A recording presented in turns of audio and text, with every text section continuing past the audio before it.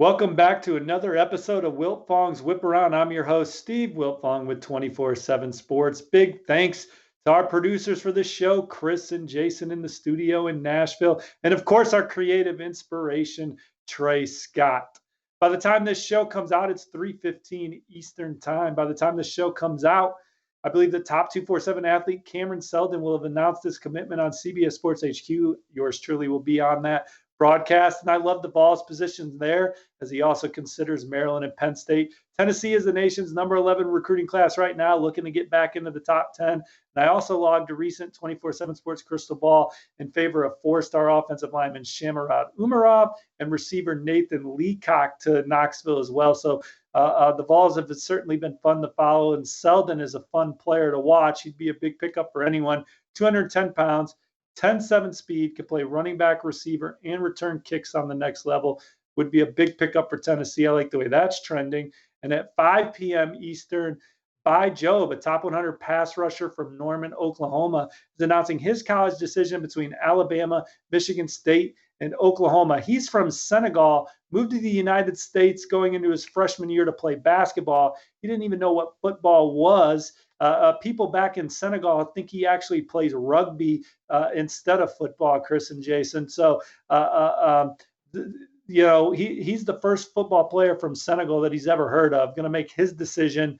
I like the Spartans going into that one as Mel Tucker and company work second straight top 25 class. And Job, he's played football 2 years, guys, 16 and a half sacks last year. Let's get this show ripping and roaring, man. Dante Moore's recruitment is coming to an end. The five-star passer from Detroit King will announce his college decision Friday afternoon. Alan True had the story for the 24/7 Sports Network on Wednesday. The finalists are Oregon, Texas A&M, LSU, Michigan, Notre Dame. This is arguably the best football player in the country. He's a guy we're updating as we work on updating our top 247 player rankings. He's already number 8 in the country. He can move up. He was terrific at the Elite 11 finals. He was our number 1 overall performer. This is a young man that led King to a state championship as a junior, threw 40 touchdowns, just 3 interceptions. He's a 3-year starter, took the team to the state title game as a freshman. He's thrown 103 touchdown passes in his high school football career. He'll be a monster pickup for any one of those schools I mentioned. And we'll have my prediction right after we get through this interview with his head football coach, Ty Spencer, who we were lucky enough to have us join the show. Now we welcome to Wiltfong's Whiparound Detroit King head football coach, Ty Spencer. Ty, what's this recruitment been like from the corner office of your guys' football facility? Yeah, it's been interesting. It's been a lot of contact with different schools, of course, and but it's also a blessing for the kids to experience this. I mean, they work so hard, especially for a kid like Dante. So, we take it all in. Dante Moore, never really named favorites. You would have to be direct with him if you wanted him to say something about a school. Just tell our listeners why he was like that through his process and just his personality in general, what it's like being around him. Yeah, he's a real humble kid. He works really hard. I think his process of how he handles it, he's just that kind of a private person that kind of wants to keep things close to him. And he's not the type of kid that's going to come out with a top 8 or a top 4 or anything like that. And he's trying not to bring a lot of attention to himself. He's always a team player and a team guy. So I think that's the reason why you see a lot of times of him just kind of always saying great things about every single school, because he just doesn't want to really just make everything about him. He wants to give everybody that respect because he's just a good person in general. He took you guys to a state championship game as a freshman, led you guys to the championship as a junior. Just talk about him as a player, talk about him as a leader. Yeah, I mean, really good football player, really surgical with the ball in his hands. If he has the ball in his hands at the end of the game, I'm pretty confident in our likelihood to win the game. But he has really good touch on the ball. He's really good with his accuracy. And I think a lot of people who don't know is because if you look at his film, we don't really push the ball. We don't just throw fades all day. Like we We really throw routes, digs, post, comebacks. And so, but he has a pretty strong arm. And I know some people may not think so, but he does. And, he's just, and with the character that he has, he's just overall a great prospect for whoever gets him. I don't know who doesn't think he has a great arm, Coach. Oregon's trending on the 24/7 Sports crystal ball. What have they done right in this recruitment? Why are the Ducks a potential fit for Dante? Yeah, I think it all starts with Kenny Dillingham, who was recruiting him when he was at Florida State, and then they took a quarterback. But as he went on to Oregon, he reached back out to Dante, and they rekindled some things. And so I think it starts there. And he took an OV there and saw the facilities and really got into the history of Oregon and find out more about it. And he just started to like it more and more. So. I think it could be a good fit for him. I think the Pac-12, they throw the ball, whatever conference they'll be in. Don't know if it's the Pac-12, but, Oregon has a tradition of throwing the ball and having explosive offenses, and I think that intrigues Dante. Yeah, what's the feel in Detroit? Obviously, you have touted players every year. USC, UCLA moving to the Big Ten, Oregon, maybe Big 10, Big 12, who knows? How does that impact recruiting for players from the Midwest and high school coaches in the Midwest? Yeah, I think it actually helps in a sense, especially with those schools coming over here playing games. And no matter what, we know that they're going to take the top players from anywhere in the country, especially certain schools like USC, Oregon. But being able now to be in the backyard of those schools will make it a little bit, I'm not say easier, but I think they now will have more of a stamp of or feel more comfortable coming in here and offering guys and trying to get guys out of this region because they're really playing and seeing games on TV, and it just makes a kid more likely to go to a school, even though it's all the way on the other side of the country. Coach, let's end with this. Give me your best Dante Moore story. Oh, man, my best Dante Moore story. My best Dante Moore story had to be we were playing a homecoming game against our rivals. This year? And I last year, I believe. I knew nothing about that Dante Moore loves apple juice at halftime. So I see a halftime bottle on the sideline of apple juice. Apple juice bottle on the sideline. And I'm like, why is somebody drinking juice? Throw this bottle away. And they're like, no, that's Dante's. Dante has, apple juice after halftime every game. And I'm like, oh, well, let's leave that bottle right there at the end for Dante. So he can have a great game. So that's something that I never knew until recently, that he has apple juice every game at halftime. And, that was a funny story for me because that just blew my mind that this kid really has to have apple juice. Gotcha. Well, thanks for coming on Wiltfong's Whiparound. We look forward to seeing what Dante does on Friday. Obviously, we'll have full coverage on 24/7 Sports, and take care and good luck to you as you guys continue to prepare to defend this championship. And I imagine Dante, there was some talk that Dante was maybe going to take some visits in July. Him shutting it down now, is that to focus or do you think he's just ready? Yeah, I think he's kind of ready because it kind of came. I think he was still taking it all in, and then he just came and said, Coach, I think I'm ready. So I think he may be ready, and he may be shutting it down for good. Gotcha. Well, thanks again. Take care. I know I'll see y'all sometime this fall, and have a good one. All right. Thanks, Steve. So which school will have to be fully stocked with that apple juice that Coach Spencer was talking about? My prediction is on the Oregon Ducks.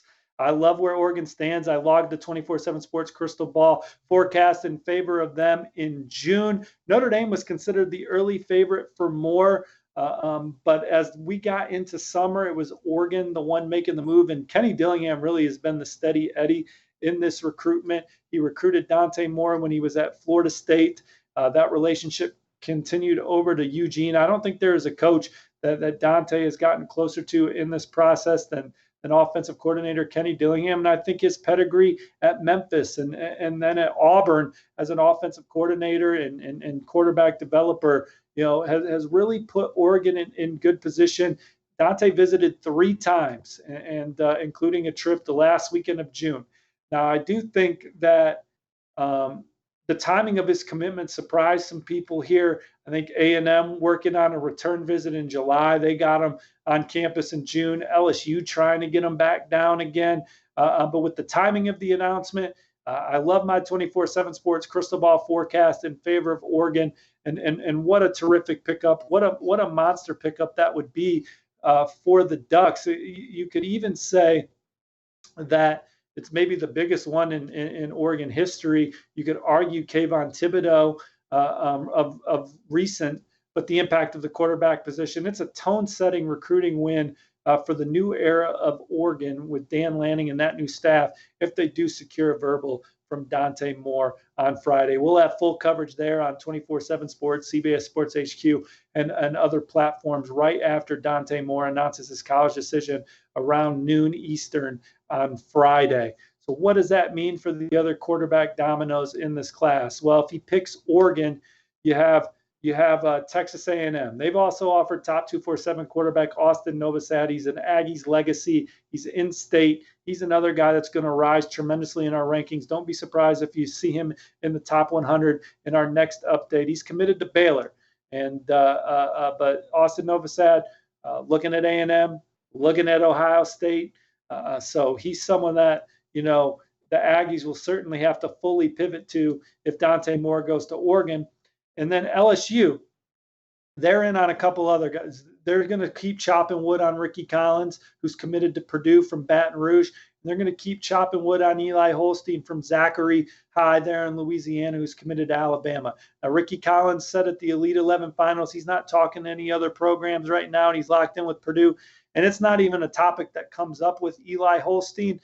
He seems incredibly solid in his commitment to Alabama. But I expect LSU to continue to ring those phones all the way until letters of intent are signed, and maybe they go in on someone else. But 2024 quarterback recruiting, they're in a good spot for guys like Julian Sayin and Jaden Davis, a couple 24/7 Sports composite 5 stars. Michigan is the interesting one, talking to a source with knowledge of the situation. I think that they'll just monitor senior film, check it, keep tabs on guys as seniors. And maybe circle back on one. Their pitch to Dante was kind of similar to Texas and Arch Manning.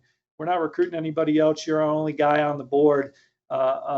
So if they don't get Dante Moore, I think that they could go on another guy that has a good senior year. But Jaden Davis is a guy that they love in the 2024 class. They had him on campus earlier this summer. I think he'll be back for the barbecue in July.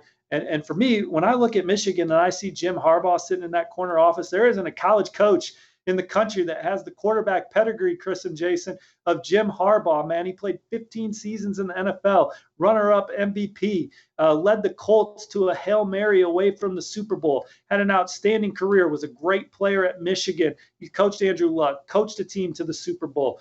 I think that he is a guy that could really be someone that dictates where Michigan stands with these quarterbacks and be an electric recruiter of quarterbacks at Michigan. And I would love to see him turn it up with a guy like Jaden Davis, because I know Jaden Davis and his dad loved the time they spent with Coach Harbaugh when they were at Michigan. And I think if he was a guy that was more involved with their quarterback recruiting based on the landscape of how their current staff is, where I think right now they're maybe a little deficient in that area where they're strong everywhere else, Jim Harbaugh could easily make that up. He's the best college football quarterback of all the coaches that are out there right now. No one has his resume, and I think he could excite someone big time in that 2024 class. And then Notre Dame, I know they're making calls behind the scenes. Austin Novosad was one that got one. Maybe there's some other ones. CJ Carr, their 2024 commit. Maybe he's still a reclassify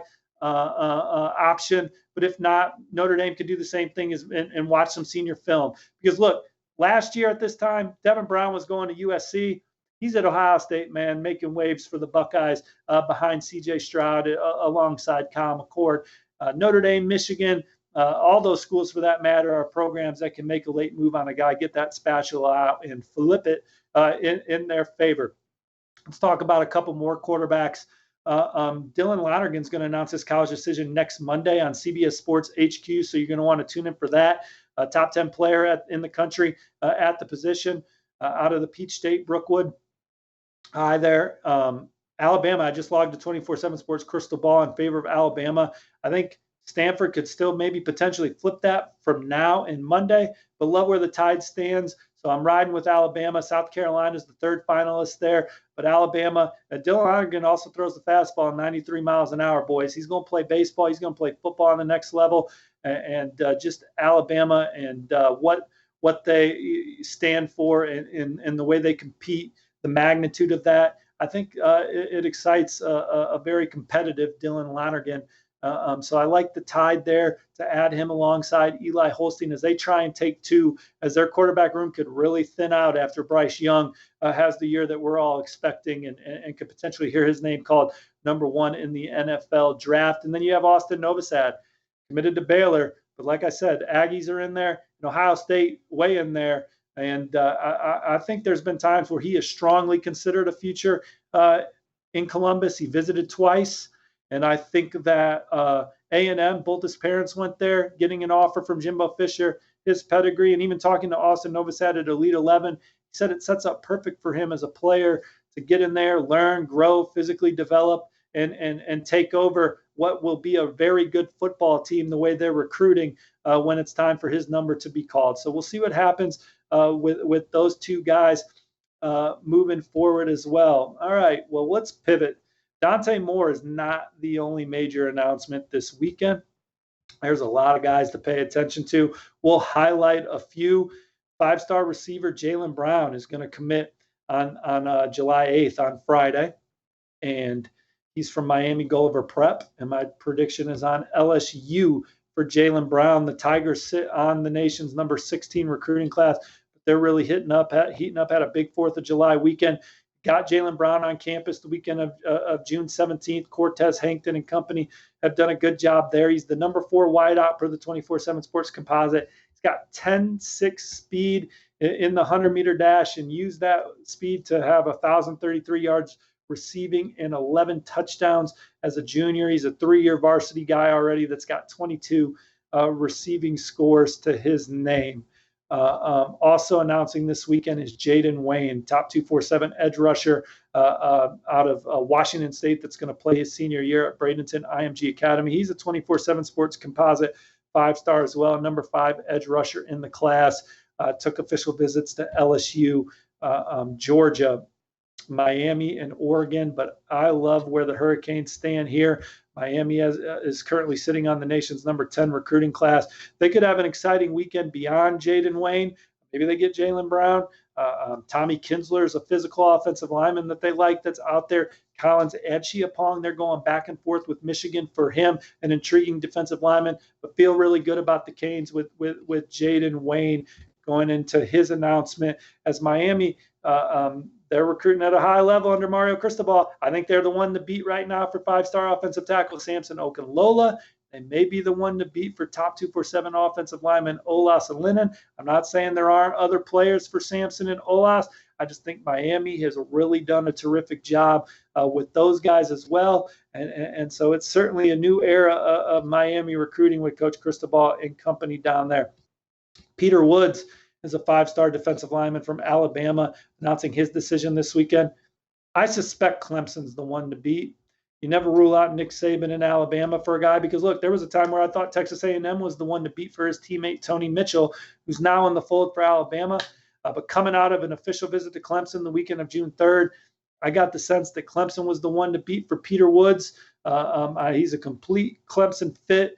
Clemson's defensive line play and pedigree and what that program stands for on and off the field really speaks to a young man like Peter Woods. But Alabama is certainly a program out there as well. I don't know if there's a more high-motored player in the country, gentlemen, than Peter Woods with the way he plays, how the intensity and the excitement that he has on every snap.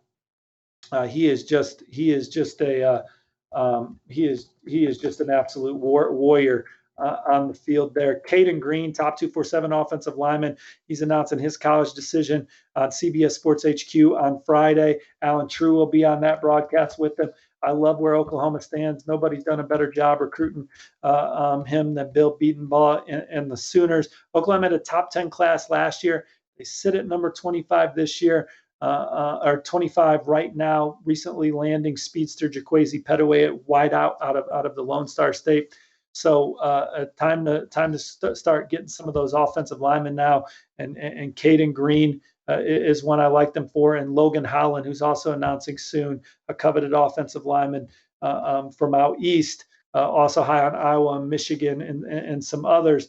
I like Oklahoma for him. So they're starting to land some of their or be in great spot for some of their key offensive linemen, which they already have maybe the top center in the country committed, Joshua Bates. So Oklahoma looking for some good news this weekend, and so's Ohio State. Top 100 defensive lineman Jason Moore is going to commit on Sunday. Ohio State's trending on the crystal ball, including my forecast. The Buckeyes have a chance to sign the #1 class in the country. This is a pivotal recruit regarding that, or excuse me, Notre Dame has the #1 class in the country. Ohio State's #2. If they can, Jason Moore maybe propels the Buckeyes past Notre Dame. But this is one where they're going head to head on the trail. I liked Notre Dame in the spring. Jason Moore visited Ohio State for a spring game, then came back for his official visit the weekend of June 24th. The buzz from people around DeMatha is that the Buckeyes are the one to beat for Jason Moore. Let's talk one more thing before we end this show, this episode of Wiltfong's Whiparound. How about Georgia, man? Georgia's going to have a chance to sign the #1 class in the country. They're at #6 right now. This has a chance to be an absolute epic linebacker haul for the Bulldogs. They already have, and they have the #7 class, They already have CJ Allen from in-state committed, 6'1", 220 pounds, 4.6 laser speed, 4.6 laser speed in the 40. CJ Allen is a two-way dynamo for Lamar County Comprehensive High down there. A fast, extremely explosive player, a young man that we have ranked in our top 100 at 24/7 Sports. He's our #3 linebacker in the country. We like Georgia for the #2 linebacker in the country as well, Troy Bowles. He's going to announce his college decision on July 16th. Oklahoma and Ohio State are the other contenders. But all the intel right now is favoring the Bulldogs for Troy Bowles, 6'1", 205 pounds.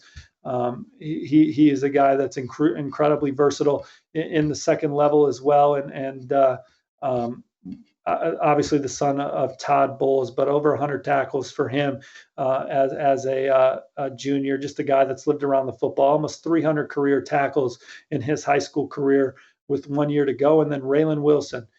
We've talked about him on past Whiparounds, recently decommitted from Michigan. We predicted that. He's one of the fastest second-level defenders in the country as well, right there alongside CJ there. He's gone as low as 11-1 in the 100-meter dash, 6'2", 213 pounds. If Georgia can land them, what a special second-level haul that would be. And for them, no surprise. They just had their 3 linebackers from the national title team drafted. They rotate players. They cross-train all their linebackers. Coach Schumann does. They all get a bevy of snaps. They've proven that they can get 3 players in one draft class selected. I think that this is the next big wave for them at the linebacker position. And so Georgia's sitting pretty with Bowles and Raylan Wilson with CJ already in the fold.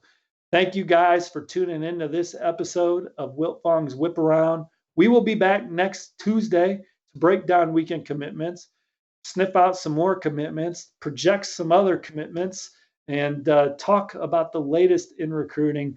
But appreciate y'all tuning in. Hit the like button on this 24/7 Sports YouTube channel. And you guys have a great weekend.